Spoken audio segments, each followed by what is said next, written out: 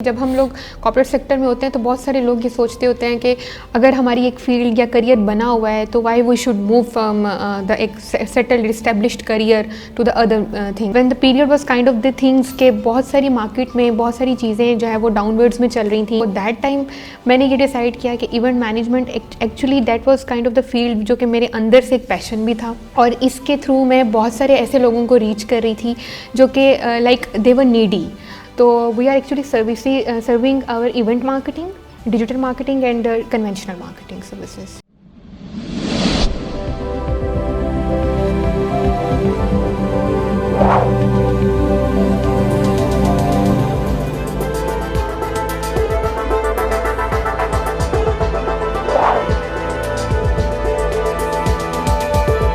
अस्सलाम वालेकुम नाजरीन, मैं हूं अली रहमान खालिद।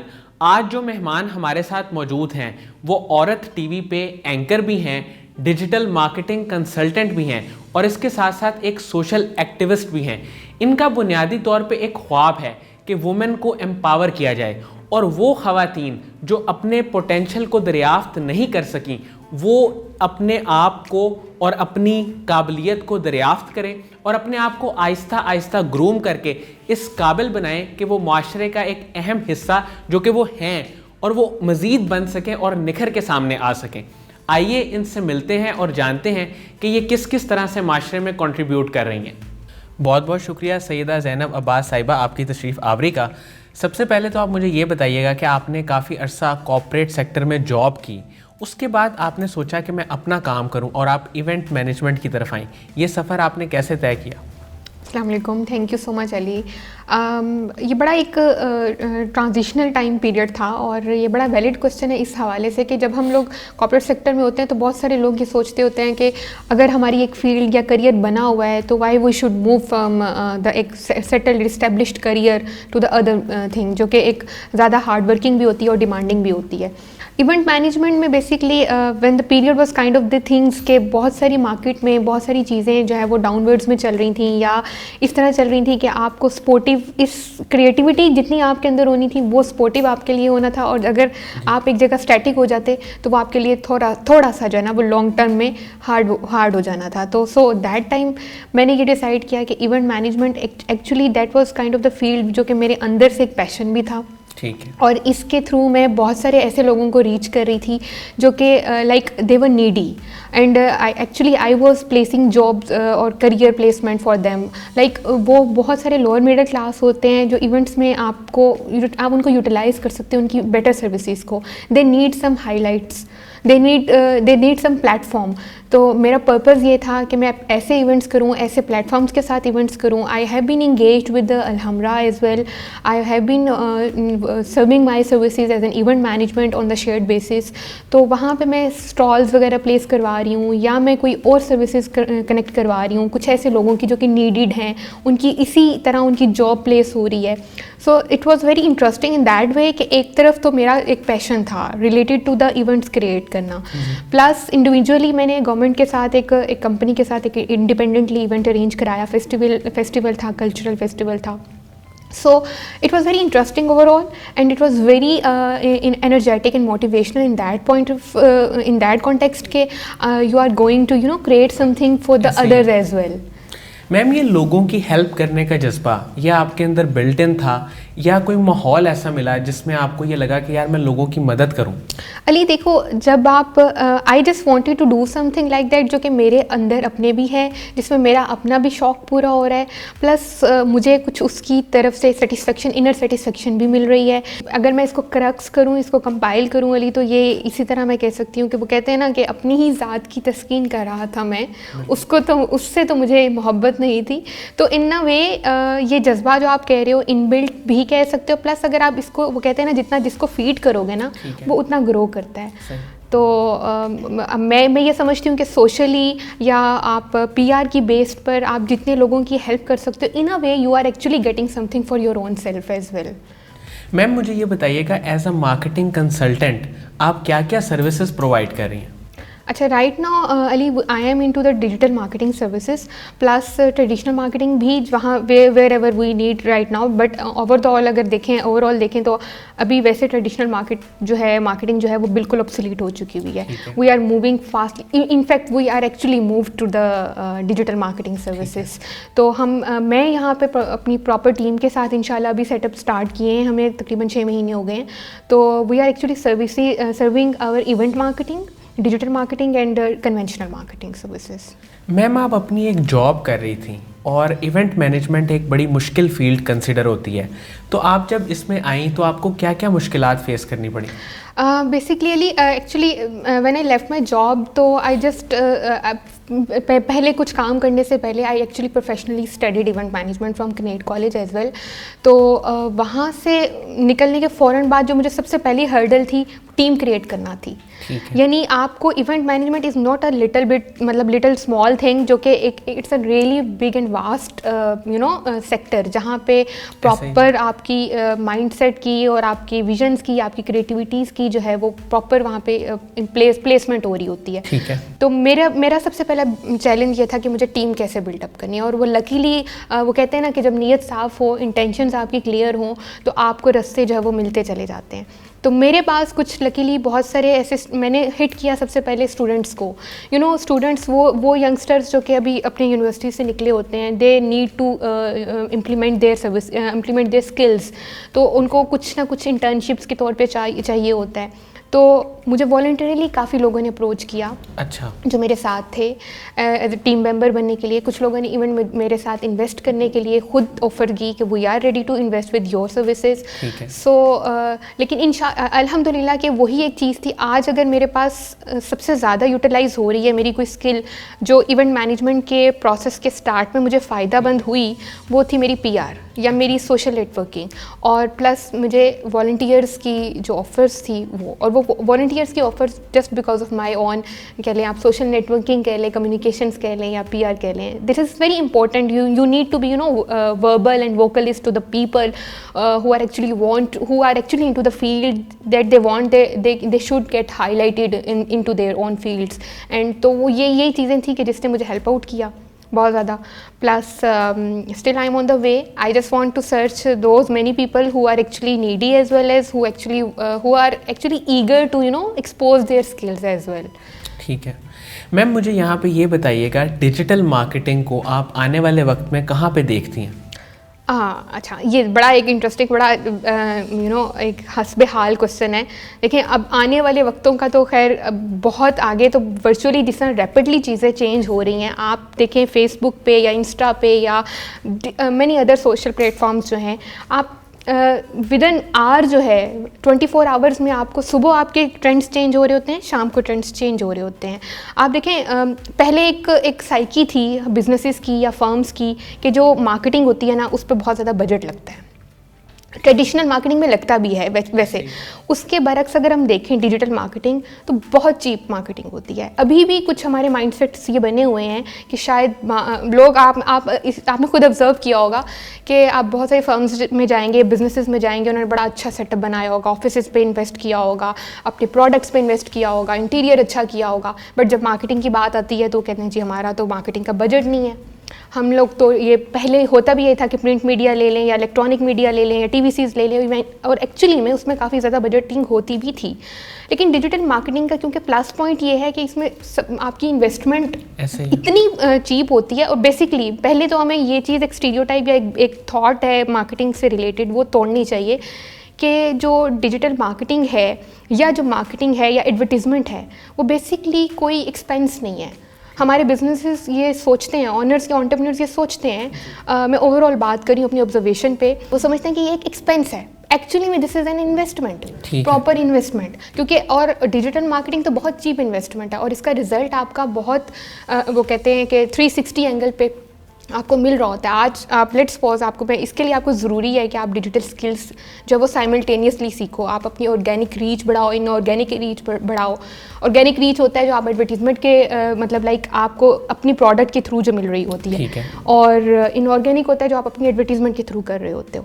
तो ये इसके लिए आप अपनी प्रॉपर, लेकिन इसके लिए ज़रूरी है, मैं जितने हमें देख रहे हैं, सुन रहे हैं, यंगस्टर्स हैं अब तो much more aware than each other, यानी हम हर दूसरा बंदा हमसे ज़्यादा अवेयर होता है।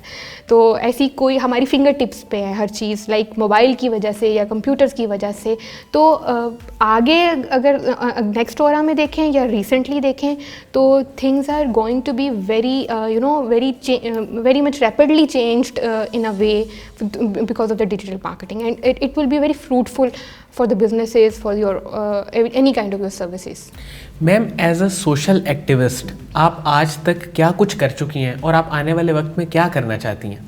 अच्छा, अली मेरा एक बहुत एक इनर एक कह लें पैशन है या मोटिव है कि I just want to put my as much as my energy as I can into the women empowerment. अच्छा। Basically I have been engage with Aurat TV as well, एक social media channel है जिसमें I am taking the interviews, I am trying my best to highlight the inspirational stories of the females और of the young ladies, जो कि अभी हमारी society में बहुत सारी ऐसी लेडीज़ हैं, बहुत सारी ऐसी बच्चियाँ हैं या लड़कियाँ हैं जो बहुत टफ हालात के बावजूद अपना जिनकी स्टोरीज़ कुछ ऐसी हैं जो दूसरों के लिए इंस्पिरेशन है, दूसरी लड़कियों के लिए, घर बैठियों के लिए, या आप समझें किसी हो सकता है किसी वर्किंग वुमेन के लिए, वो बहुत इंस्पिरेशंस हैं। उनकी कोई बात, उनका कोई एक्ट, उनका कोई सफ़र। तो मेरी अभी कोशिश यही है लॉन्गर रन में भी कि as much as I can women empowerment पे काम करूँ, और प्लस वो लोग इवेंट मैनेजमेंट के थ्रू और मेरी मार्केटिंग कंसल्टेंसी के थ्रू उन लोगों के लिए कुछ जॉब प्लेसमेंट के लिए कर सकूँ। वो कहते हैं ना कि अगर you should not find the actually opportunities, you should actually create the opportunities. आप जब क्रिएट करते हो तो आपके लिए अपने रास्ते भी आसान होते हैं और दूसरों के लिए भी रास्ते आसान होते हैं। जितना आप बांटते हो बेसिकली एक बहुत बड़ा सर्कल जो आपके लिए बहुत फ्यूचर में भी, इस दुनिया में भी और आखिरत में भी इंशाल्लाह आपके लिए फ्रूटफुल होता है। मैम, हर इंसान की ज़िंदगी में एक मुश्किल वक्त आता है, तो आपकी ज़िंदगी में जब कभी मुश्किल वक्त आया आपने उसको कैसे मैनेज किया? हाँ, अच्छा, एक ऐसा टाइम था जिसमें मैं बहुत अरसा फिज़िकली, इमोशनली कह लें, मॉरली कह लें या फाइनेंशियली भी कह लें, I was into the very deep down phase के उस पर मुझे एक पॉइंट ऐसा आता है जहाँ पे आपको लगता है कि सब रास्ते बंद हो गए हैं और आपके लिए बहुत मुश्किल है दोबारा से रिवाइव करना अपने आप को। आप जो थे वो अब नहीं हो, या आपकी स्किल्स डैमेज हो रही हैं, या आपके अंदर का जो एक इंसान है जो आपको कुछ करने पे मजबूर करता है वो सो गया है, या आपको बाउंड्रीज आपके इर्द गिर्द क्रिएट हो सकती हैं।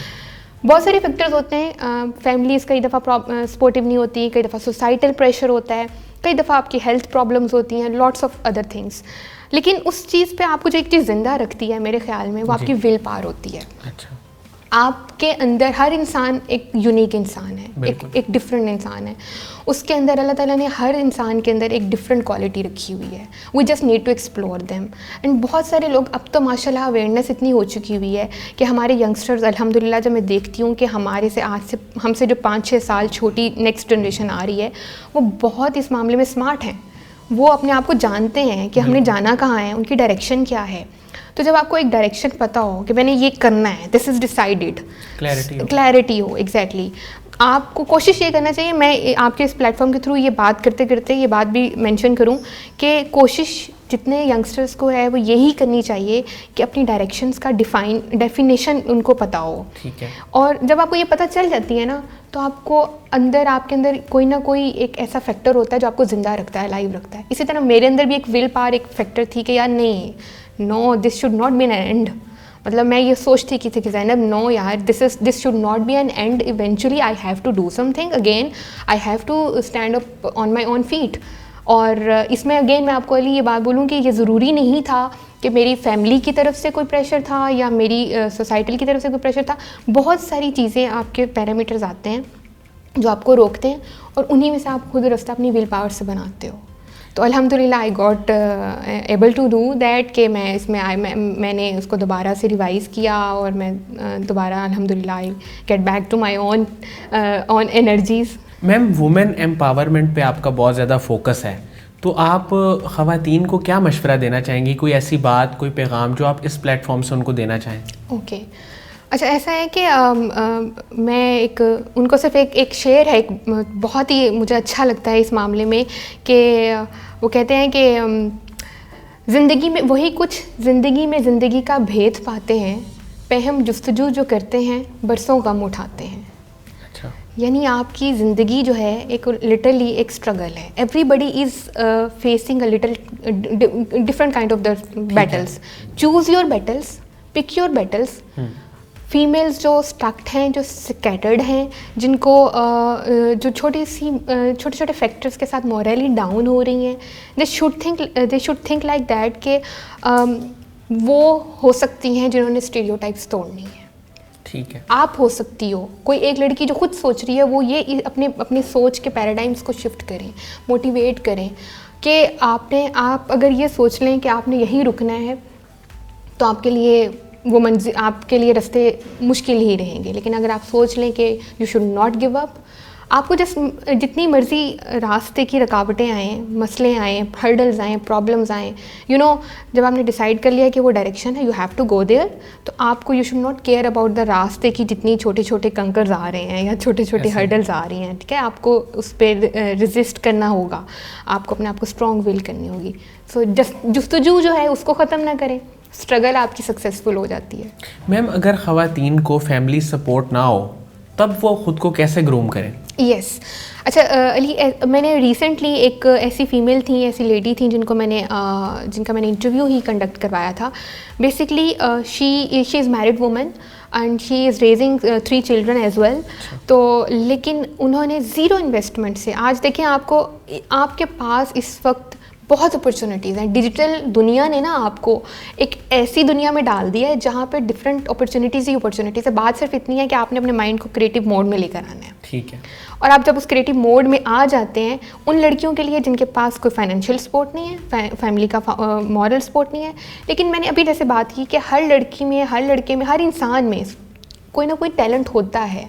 अल्लाह ने कुछ ना कुछ दिया हुआ है। ऐसे ही उसको आप एक्सप्लोर कर उसको आप आज की दुनिया के डिफरेंट अपॉर्चुनिटीज़ से फ़ायदा उठाते हुए आप उसको मज़ीद फ्लरिश करें, उसको पॉलिश करें।